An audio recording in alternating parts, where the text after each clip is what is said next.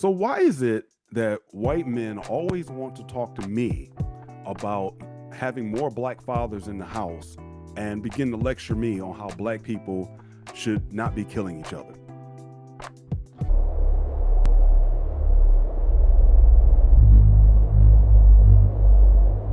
What's going on, everybody? It's Dev, the Iron Father, and this is going to be a bit of a rant.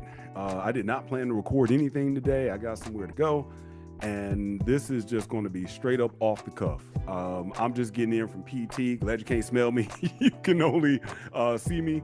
And because of the conversation I just had, probably not even really an hour ago, less than an hour ago, and it's right off the press. It happened in my PT clinic, so I'm not, doing something unconfidential, especially for it to happen out there in front of everyone. And please understand that what the story I'm about to tell, if this guy ever sees this video, this is not going at you, because I'm going to say everything that I said right there in that clinic up in here. And if anything, because I've gone through this all my entire life, that's why I'm making this video. So again, I'm about to go. And I'm just going to say, what I've told many a white men and white women, that now I'm just going to say it a little bit more publicly. So the gentleman asked me, and, cool guy, we kicked it about cars and everything. And he asked to exchange numbers. Okay, fine. Older gentleman. And so, and I tend to hit it off with older gentlemen. I guess I have a little bit of that old soul, always did since I was a little kid. And so he asked my number, and he asked me about my line of work, and I told him what it was. But now I'm looking at a career change, and one of the things I'm doing, I'm an online trainer, but I'm also looking to mentor men and coach men and how to live better. And so he then says, "Hey, I think I know you pretty well, but black people, though, black it's something like black people need to have more fathers in the home. That's you need to talk to them about that." How did my man do it? I wanted to throw my hat on that one. But you know what we do? I move with strategy, not emotion. I've been involved with the white community since I was a child. So I know white folk pretty well. I know white Christians very well. I know white women really well. And I know white men pretty well. I got those groups covered. I am enough of an historian to where I know white culture and how it has operated inside the world pretty well. I'm not an expert, because you know what? As Neely Fuller said, I'm still learning. I think he might have gotten that from another white guy, Michelangelo. But I'm still learning. But the fact that I'm still learning, I also guard what I am going to learn and from whom it is coming from. And I am not going to be lectured about the ills of the black community from someone white who, from all intents and purposes, from what I got, didn't have solutions. It was just a typical Fox News trope of what they've heard needs to be done in the black community. At no point in time have I ever looked at a white man, and nor did I look at this man, and say, let me tell you some of the ills and the problems that's going on in the white community. Because if we want to talk about fatherlessness, I'll go back, and I said in the video recently, this is not a red pill channel, but I am very well versed in the red pill talking points in the community. And I remember years ago, there was a white guy who said, we saw what they did, whoever they was, but he was obviously, he was saying they, like the powers that be, I guess. And he's white. We saw what they did to the black community and with black men and women, and now it's happening with our women and our men, and we don't like it. I didn't respond, but I never forgot about that comment. Because what I learned, and just as I've seen in the so-called manosphere, the split that takes place between the white guys on one side and the black guys on one side, the bottom line, I knew back then those white guys really didn't care what was going on in terms of the black man struggle that he might have been having with women. It didn't become an issue till they started having those struggles with their woman, till they started seeing the same forces now taking place that happened with the black community in the early 60s, 1964 primarily. And we go back prior to that, when you had united black families, when you had, go back and look up on YouTube, and I may put it down in the show notes, go look at the Department of Commerce video that was on YouTube, and they were talking about how to get that black dollar back then. And what are the ways you got the black dollar? You got the black dollar by offering them Cadillacs, offering them Buicks, offering them nice, expensive things. Why was it appealing? Because they had been locked out of buying those things all up until that time, until the black middle class post World War II started to flourish.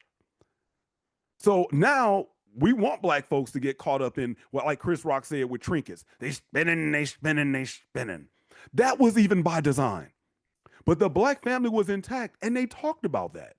If we look at the black marriage rate between black men and women, it was actually higher than in the white community up until the middle 60s. And then you saw the line begin to switch. White folks still kept current or went up, black folks went down. That was by design. So it's funny to me that we now want to talk about how sick people are, but we never want to talk about how they ended up getting the disease. If you have listened to this channel long enough, you know I'm politically agnostic. I go back to Rush Limbaugh in the 2000s coming out of the evangelical church. I would be able to be like, yeah, I'm Republican. It's all about morality. I knew about Jerry Falwell and the moral majority. All the white evangelical churches was all on that moral tip.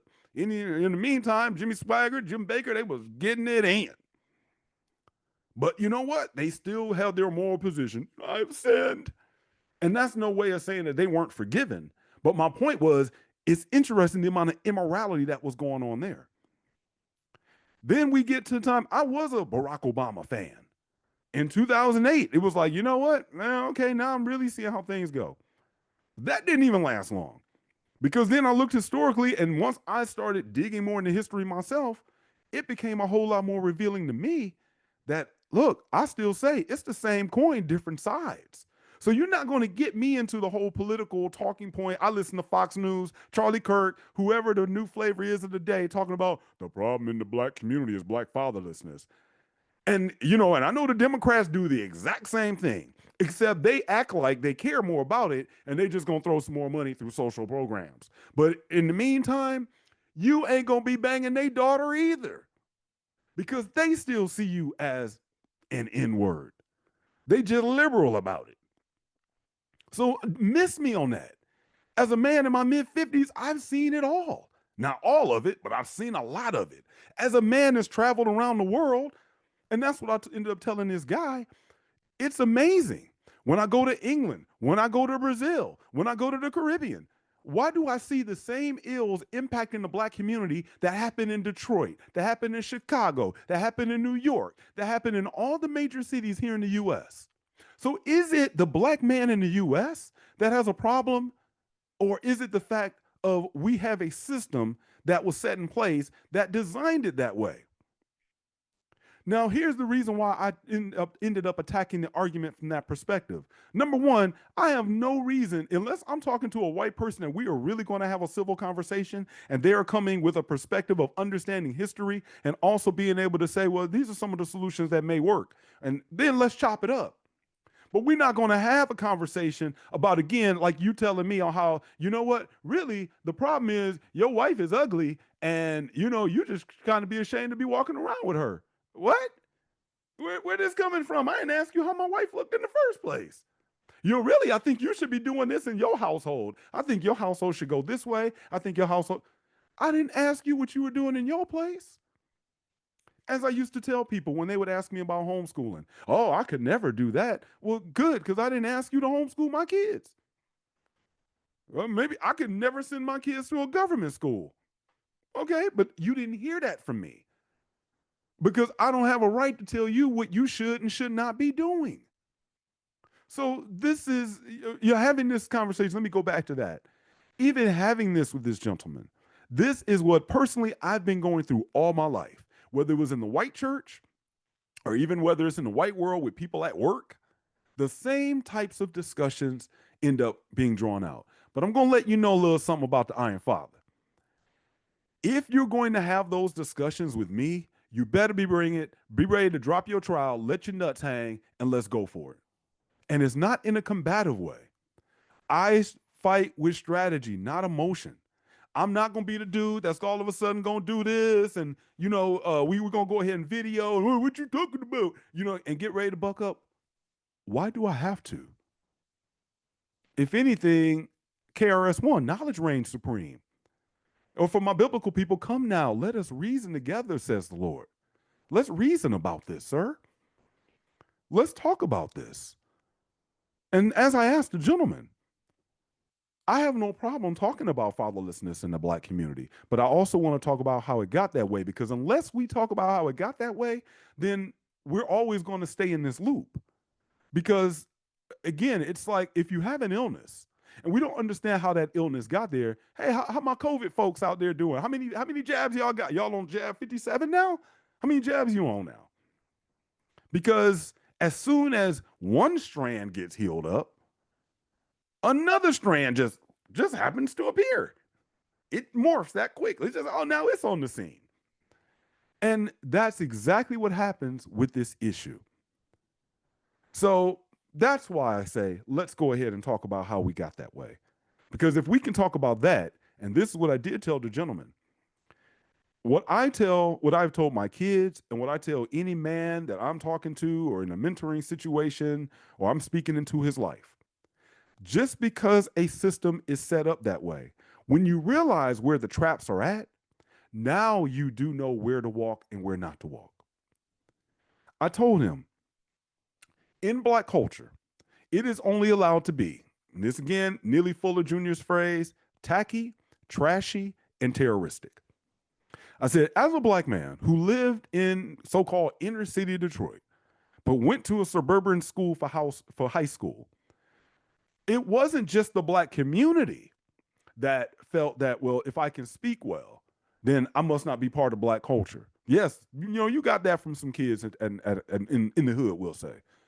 But I told them it was also white people that made me feel that way.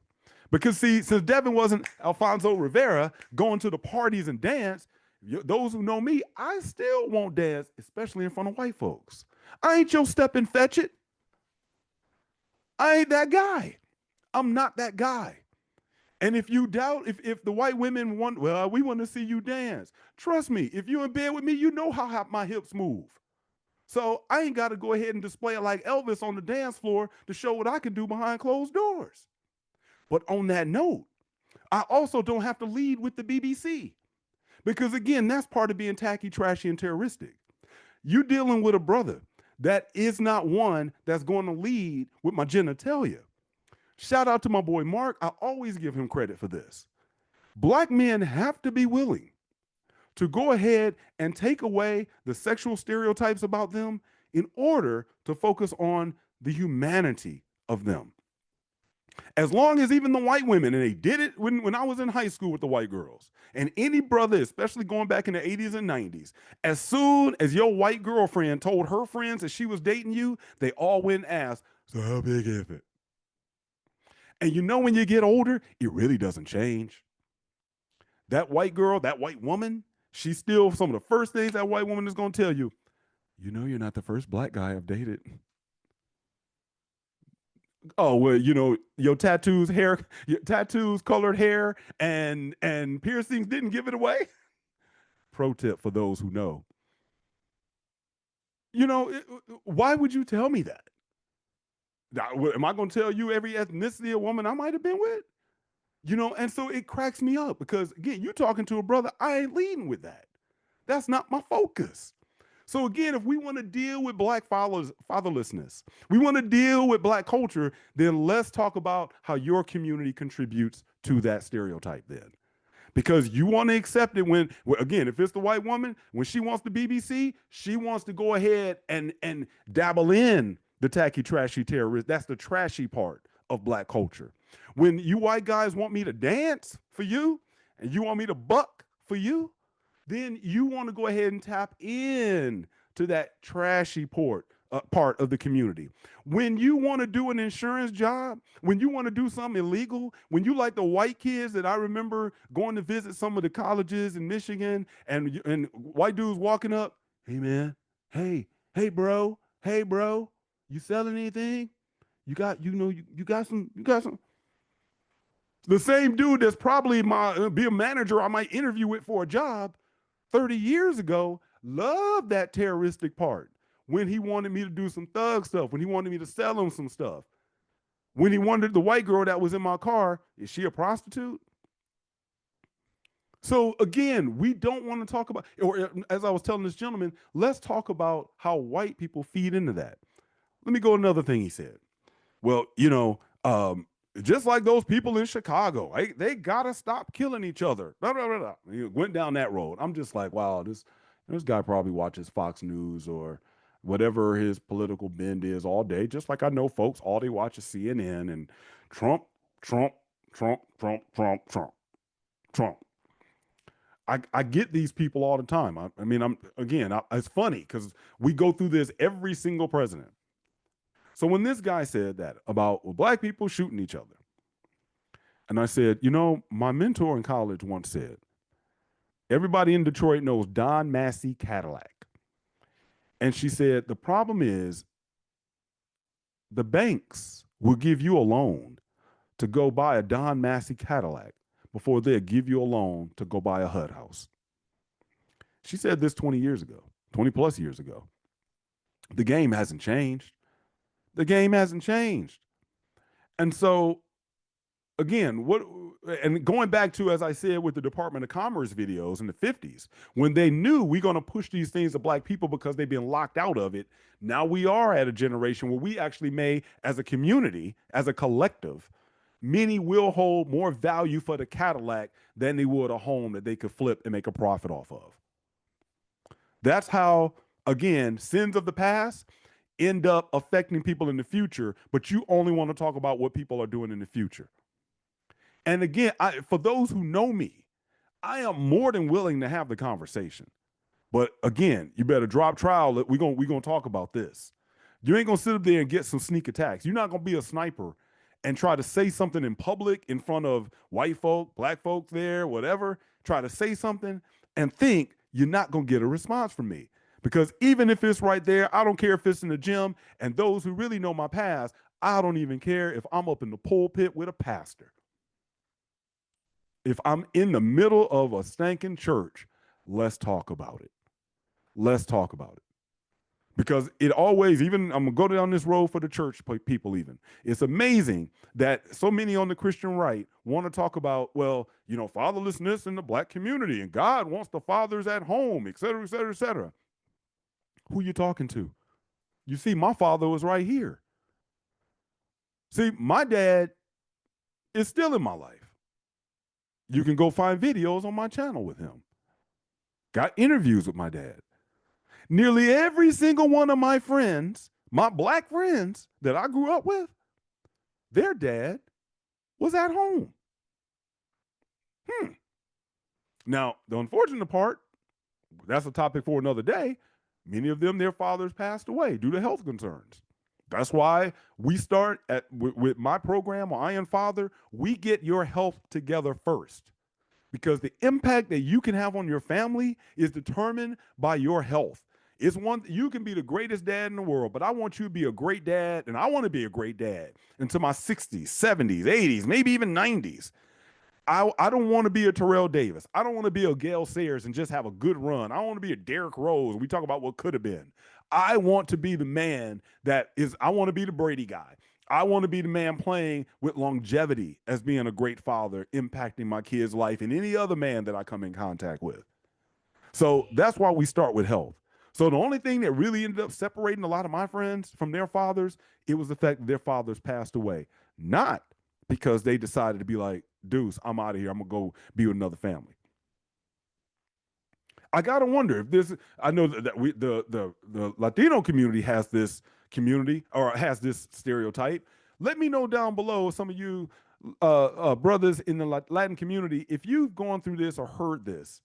Let me know down below if you have experienced, if they lecture you. I'm really curious. I do know my daughter. When my oldest daughter was in community college, there was this Mexican girl in her class, and my daughter said something about my dad coming up here, or my dad picking her up, and she said, "Really, your dad's at home?" And my daughter was like, "Yeah." So I know, I'm wondering, I know many other communities have this stereotype. Is it only us? Do y'all get some of this heat? But it was funny that even her community, I'm like, well, she does know that her community also gets a little bit of that stereotype as well, but she gonna put that on us. I know black people are the bottom of every social ill, and that's by design. And that's not going to change. Because y'all know, again, shout out to my liberal folk out there.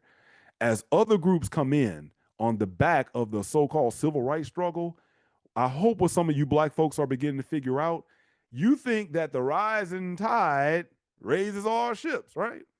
But what you don't realize is really more like soil. It's really more like you here, and yeah, the soil may move up, but what you don't realize is that you're really not going anywhere because they're really placing other layers of soil on top of you. So other communities are still coming up on the back of your struggle.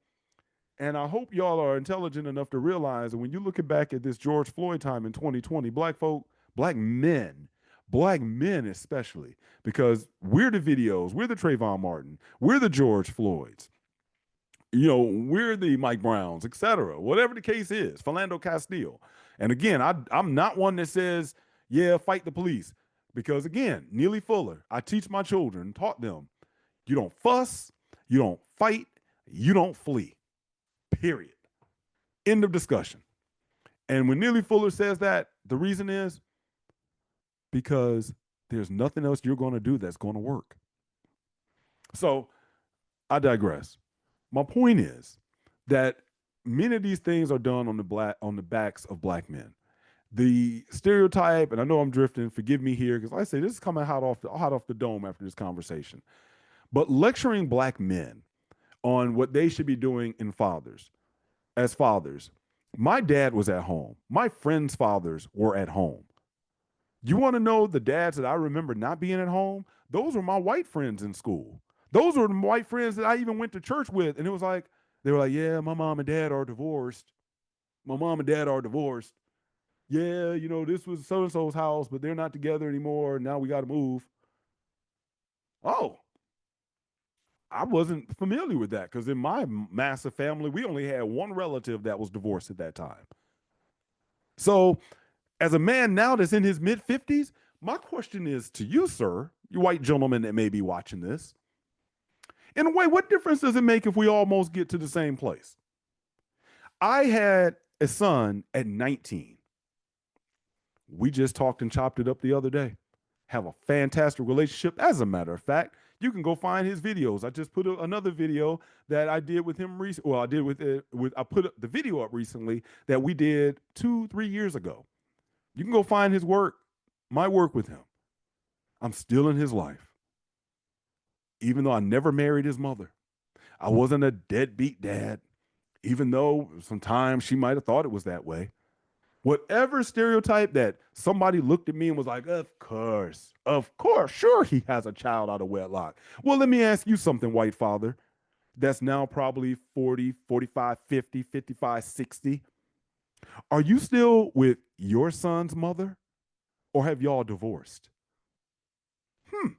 What's the relationship with your kids? Are you struggling to have a relationship and a bond with them because y'all are now split up in a divorce?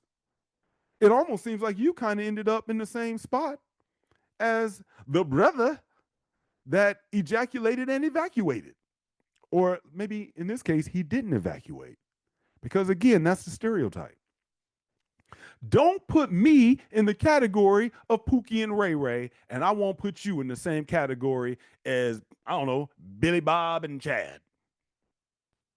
I won't put you in the same category as the white men that have the reputation for always fighting. The fighting Irish.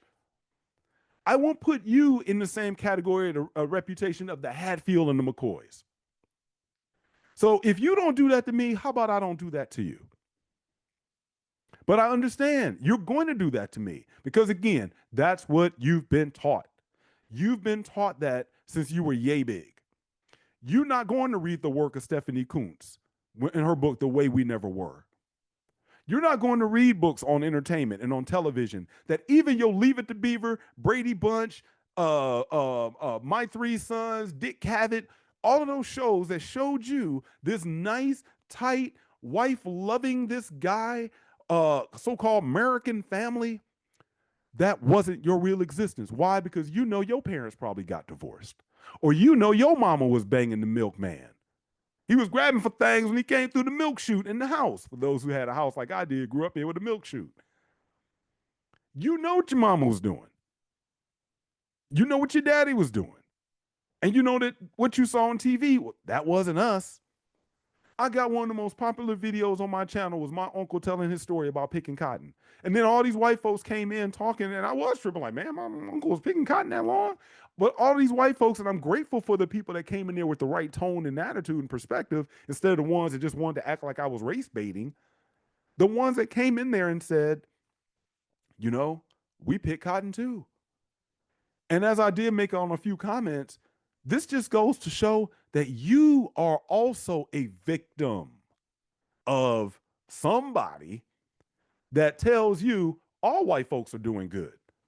All white folks are doing well. All white folks are prosperous. All white folks got their fathers in the home. All white folks have mothers at home and they're happy about it. All white men have loving white wives. You are a victim of that. Because as soon as somebody black comes out and tells you, well, you don't understand. You're like, well, wait a minute, we got problems too. Then if you have problems too, then why are you asking me and talking to me about the problems in the black community? Why don't we talk about yours? You see, in my program, I want to be able to talk to black men and white men and Hispanic men and any other man that may be going through. I purposely do not engage in a lot of racial conversations. Y'all know my content, I get into some, but I don't go in deep like I do today for a reason. I know we live in a climate where that is kind of this line and everybody wants to run with it. Everybody wants to be politically correct. No one wants to say, let's talk about real history. No one wants to have these discussions. We just want to watch what we see in the media, what's on your local IG feed or whatever, or TikTok feed of people fighting. I even have fight videos pop up on mine recently. I told my nephew, I'm like, I'm getting all these pop up. They're like trying to get me going at it. Videos of black men fighting white men. And then I look at the comments and all these black folks like, yeah, yeah, yeah. But I'm like, you know what? In a traffic stop, in a road rage incident, this was the one video that came up recently. In a road rage incident, I jump out the car to fight this white dude. Well, let's go ahead and say I get him for the ancestors. I get some shots in for the ancestors. But what no one sees is that lawyer bill. Because y'all know he's going to go into what they call white victim mode. Same one many white women go into. That white man goes into white victim mode as well. And he knows he has a system that's going to be behind him. So when he calls his lawyer and then they go ahead and get in contact and try to get my broke butt, does anyone see how much I'm spending in litigation? All the black folks that's amping you up like, what was it, Rampage Jackson's son? That's amping you up like, yeah, go get him for the ancestors. Are they going to put money on your books? Are they going to help? What are they going to do for your GoFundMe like we know white folks do for their people? Nothing. Because that's why I'm about fighting with strategy, not emotion. So this whole little thing here on this phone, all they want us to do is fight with emotion. And while I may sound emotionally charged in this video, trust me, folks who know me, this is me. The only emotional aspect I have in here is passion. And I have a passion for race. So much so that I don't really like to call it race, because race is made up. And I don't mean it's made up in the sense of what maybe some liberal folks now say out there, you know, in their college textbooks. I mean that at the end of the day, I am still a Bible believing man. And I do still believe in creation over evolution.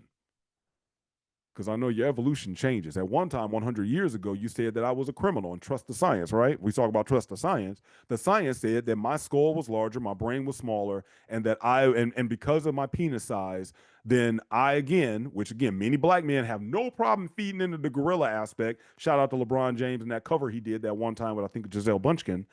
They have no problem accepting that gorilla animalistic sexual side of themselves, but I do. And I know 100 years ago, that's how it was portrayed.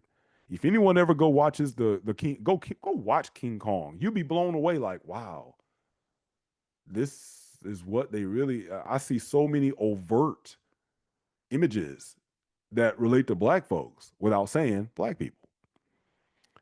But I'm not that guy, and so that's why I am passionate about this, because I know deep down inside, again, I think it's so much of a goofy statement that I don't like to use it, but it is true. We all bleed red. And I'm a citizen of the universe.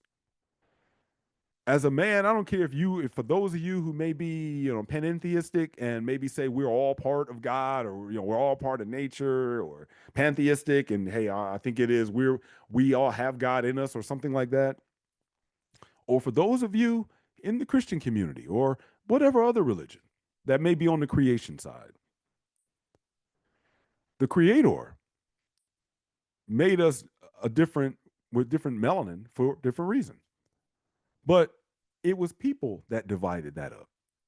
Because is there any religious group that says when we one day get to paradise or to heaven or wherever you're going to go, does anyone still feel in a religious group that it is going to be split up like our cities are, our states are, or even sometimes our countries are today based on skin color?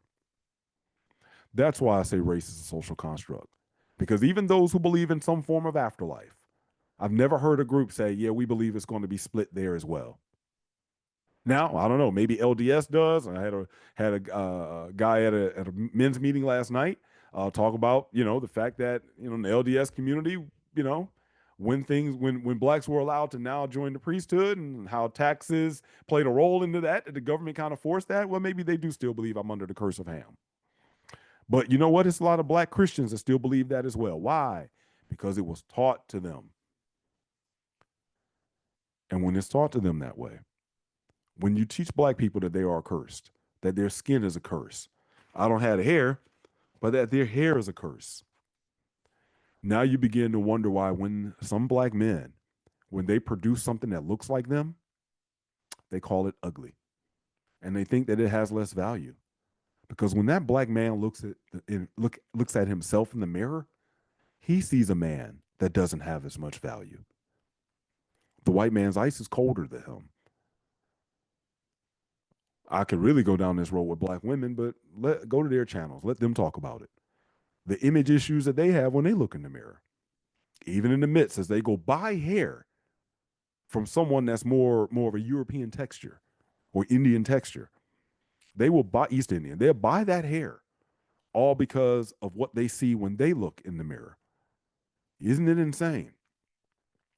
White girls got these booties now. These white girls out here packing.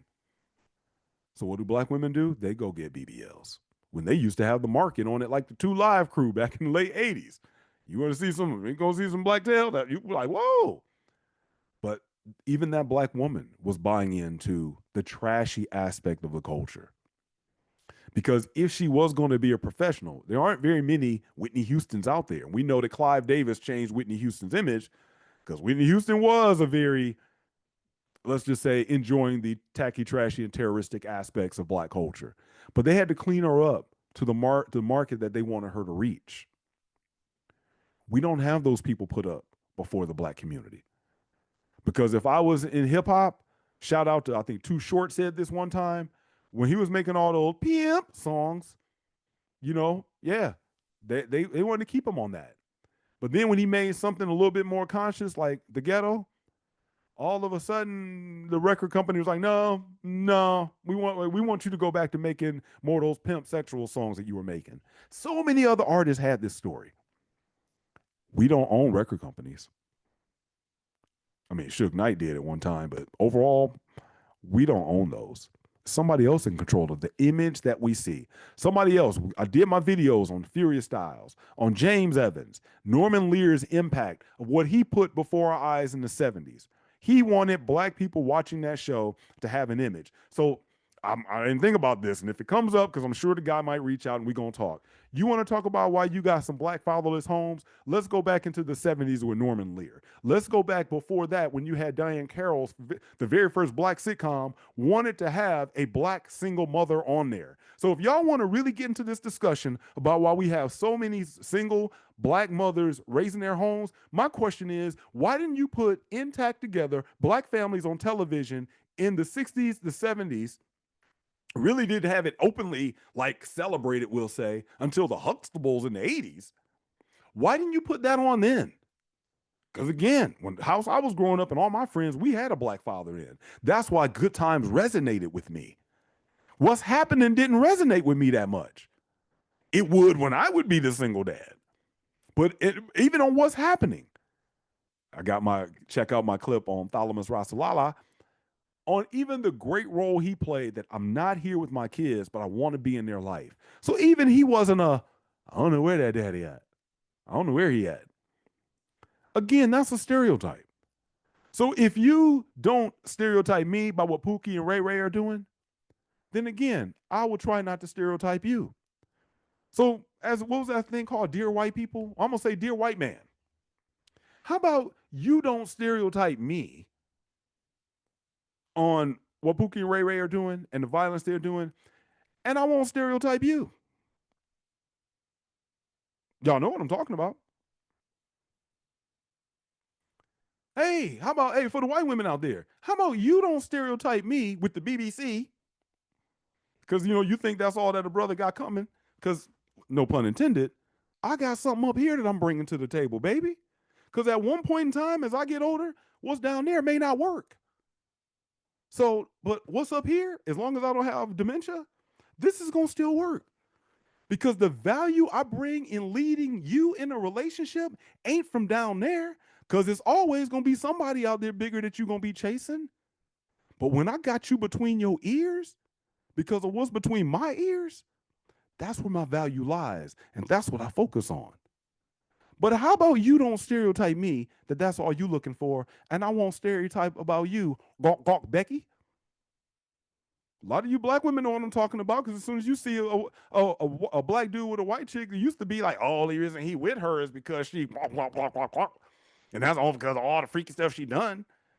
And while the white girls in high school and college may not mind that reputation, how do you feel about that reputation now after you got your white kids, your white family, and you back out here in the dating world? And you wondering why these guys send you pics and they think you so easy. Maybe it's because you have a stereotype of being easy. So if you don't stereotype me, I won't stereotype you. How about we just do that? My point is, I don't approach people like that. If I'm talking to a white woman, I'm talking to a white woman. Big deal. I don't care about what black dudes you've been dating in the past, because I already figured you done probably bang the United Nations anyway. So big deal. But at the same time, if you're a white guy, I don't have time to lecture you. I'm not asking you. If I'm asking you about your divorce, it is because I want to help you through it. I'm not looking at you like, oh, so you white guy, you always get to be about 45 years old in a midlife crisis and leave your good wife at home, don't ya? How about the fact that when you ask me to hang out with you, I don't stereotype you and say, no, I don't hang out with white guys because I know once they get drunk, they're going to call me the N word. So, and I'm glad I have enough life experience, such as last night, to be around a bunch of men. I'm the only black man in the circle with a bunch of guys. And I will say it's even better than when I was in the evangelical church, because I even told one white pastor here in town that I'm so thankful to have collaborated even on some racial reconciliation work. Because see, I do try to do the work. I'm not just watching television. I'm not just saying it and then going on Facebook or IG and be like, blah, blah, blah, blah, blah.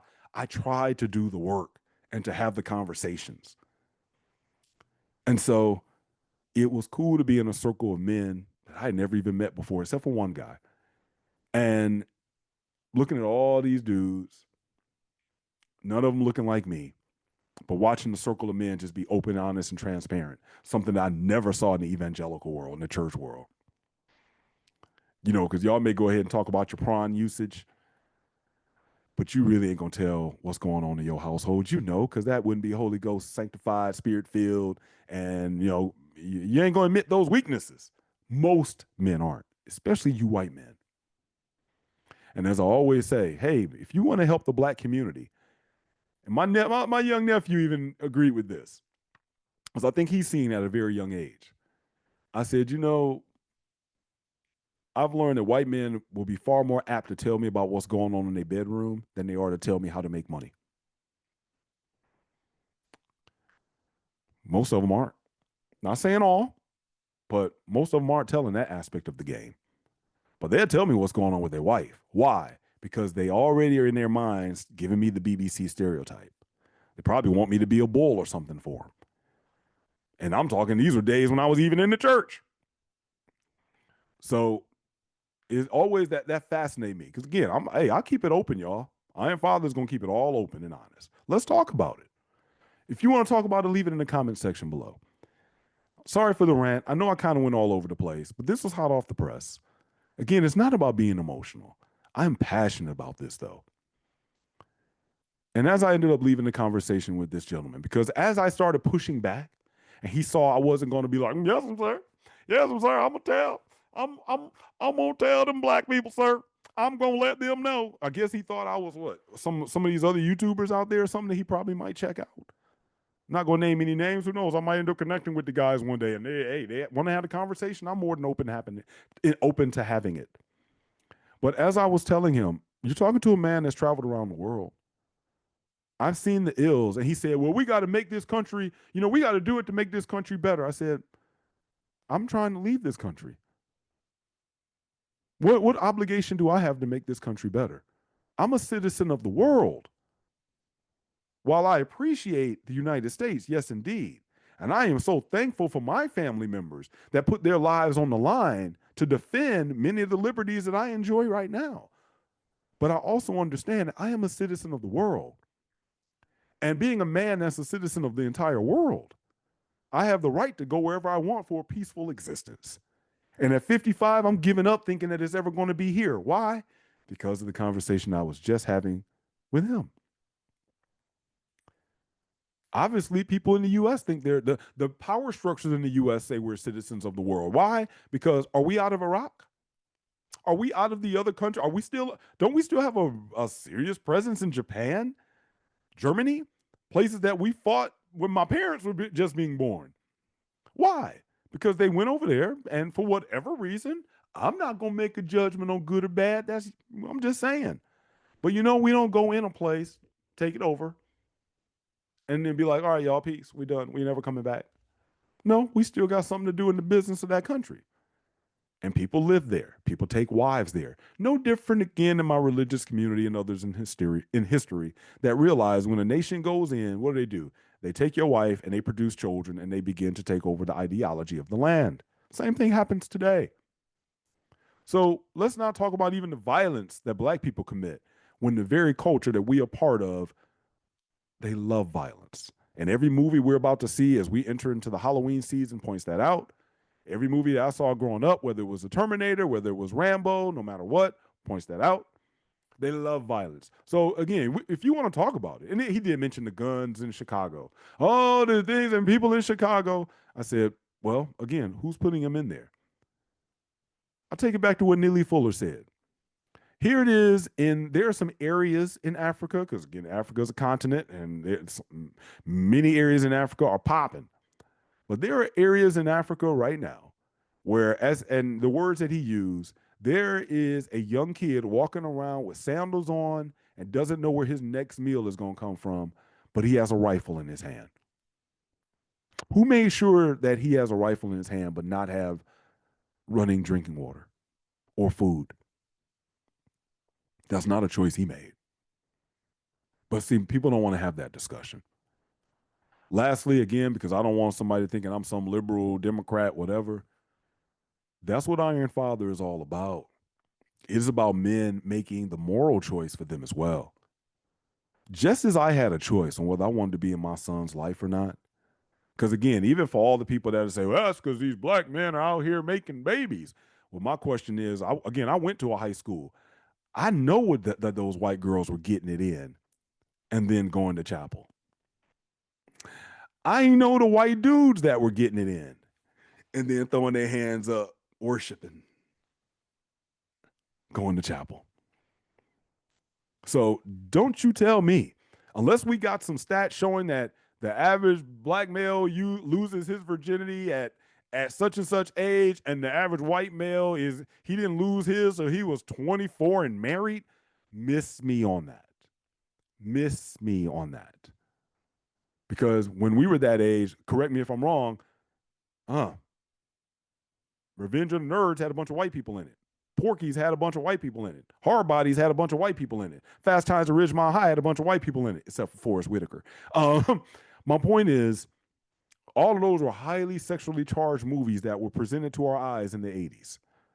So that tells me that, when those white dudes were looking through the peephole into the girl shower, stuff that they get arrested for now, being voyeurs, those were white guys doing it. That means that those white guys were just as fiending for some sexual activity as black men were.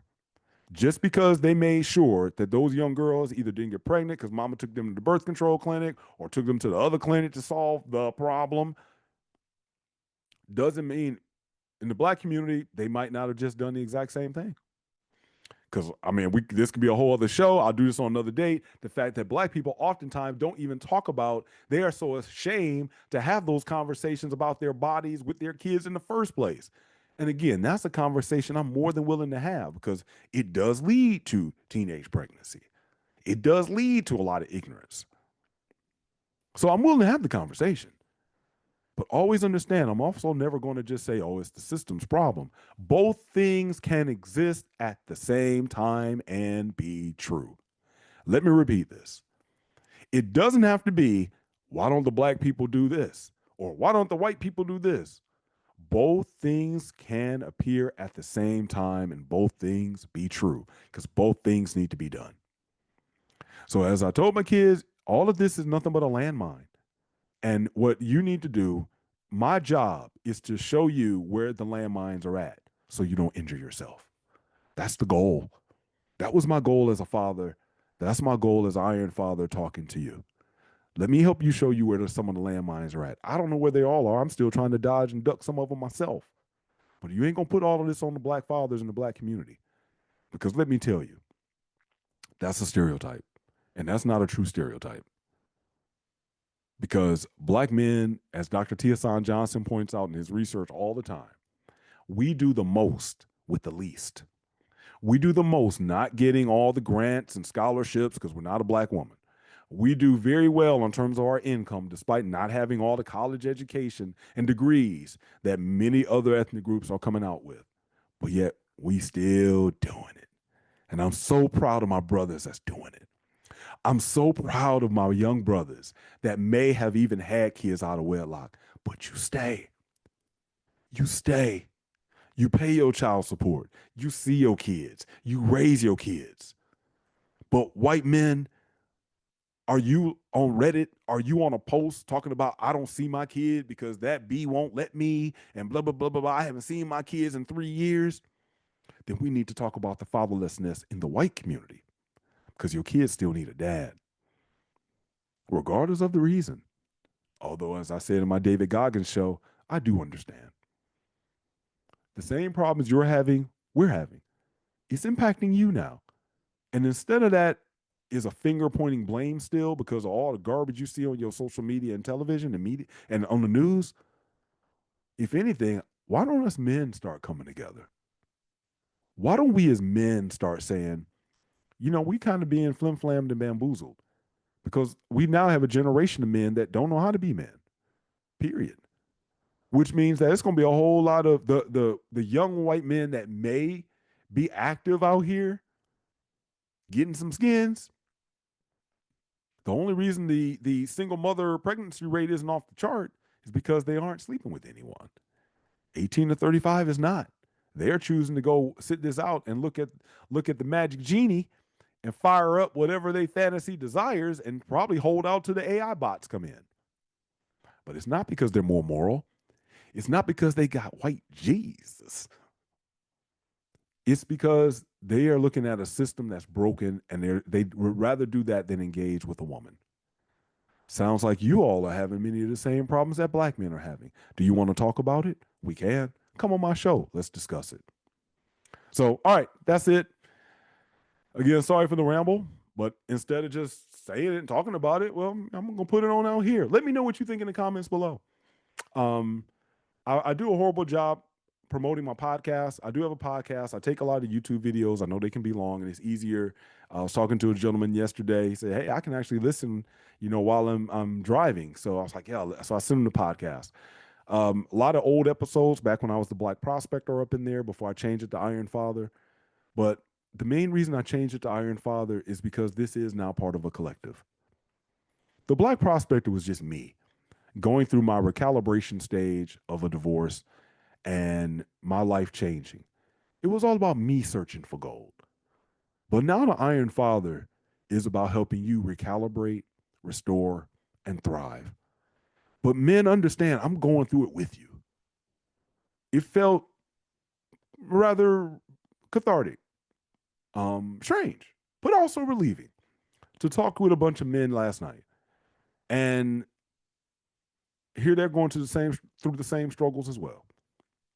There are so many men still struggling with finding another career. A lot of men are looking at, looking at different jobs in their 50s. And so a lot of guys are going through that, and I'm going through it with you. Don't know how this is going to turn out, but I just want to take you on a journey. I do know how to recalibrate. I'm learning how to restore, and I'm determined to thrive. If that's you, contact me. I'm more than willing to help. And again, I'm not just looking to help men lose weight. That is part of the program, and that's offered to men and women. If you want to train, if you want to get a fitness routine together, let me do that for you. Plug and play. You just go execute. Let me help you get your diet together. But I also realize I'm looking to treat the whole person holistically, because at our age, it's not just about going to the gym. It's about all the other problems, all the other mental stressors that we have. Let me help with that. And we can add that on top of the program. And that tends to be exclusively for men.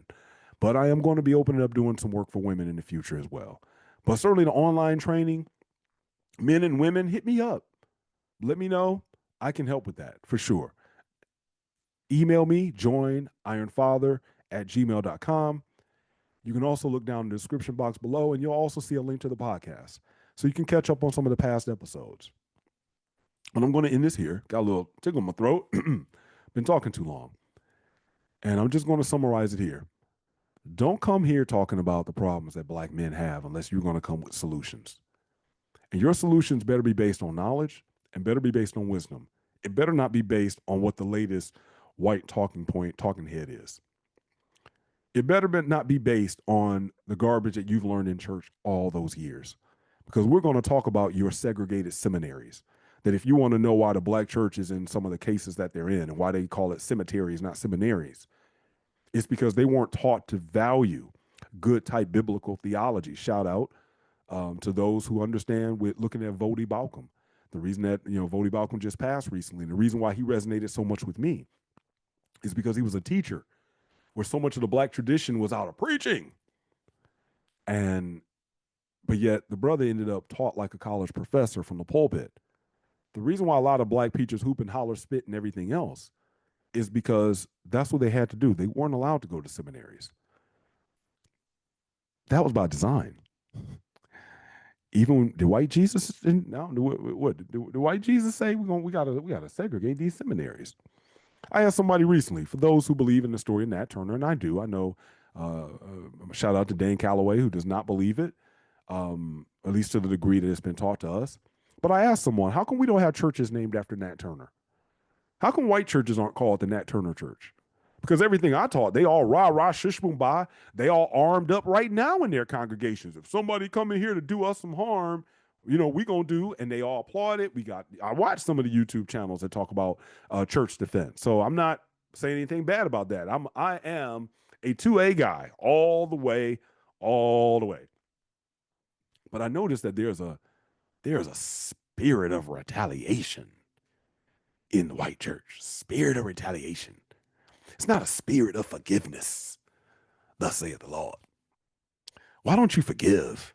How come when they come in there, we don't say, brother, I forgive you for what you've done, and I'm not going to fire back? How about that? No, they arm up. They start doing classes, teaching all the men in the church to arm up. So anyway, I'm not going to go down that whole road. My point is, we can have these discussions. We can have these talks. Morality does play a role. I'm all about personal accountability. I'm not putting anything on any politician. I always say it is not about what goes on in the White House. It's about what's going on in my house. All of my sons have been taught how to be great fathers. I learned how to be a good father. And they are the ones that determine on what level I am really from my dad. So when you want to talk about the ills of black fathers, what you talking to me for? Because I am doing the work, number one. But number two, I don't know those guys. That's not reflective of the men that I have ever associated with and that I know. In much the same way that there are white fathers that are in prison, that have never been the best dads, that abuse their children, et cetera, et cetera. It'd be like me comparing every guy to Jeffrey Dahmer. So personal accountability is important for myself as my own personal standard, and I've taught that to my sons. I would not have a problem putting any one of my sons in front of the mic at all, because everything I had in here, I put into there. That's what I'm doing about black fathers. So I would end this, white fathers, what are you doing? What are you doing? Because I'm doing my part for my black community. Will you help me? Will you help me call out some of those recording artists, some of those recording studios that do stuff, instead of just saying, Kanye West is crazy? How many of you are willing to say, Kanye kind of got a point? Might be crazy like a fox in some ways. Are you willing to do that? So anyway, I'm going to conclude this. Reach out to me if you want to get in shape, but also reach out to me if you want to escalate it even further and just become a better man as you either try to get your marriage together and save it and become a better man to the woman and give her, as they do say in the red pill world, and I agree with this, give her the first right of refusal.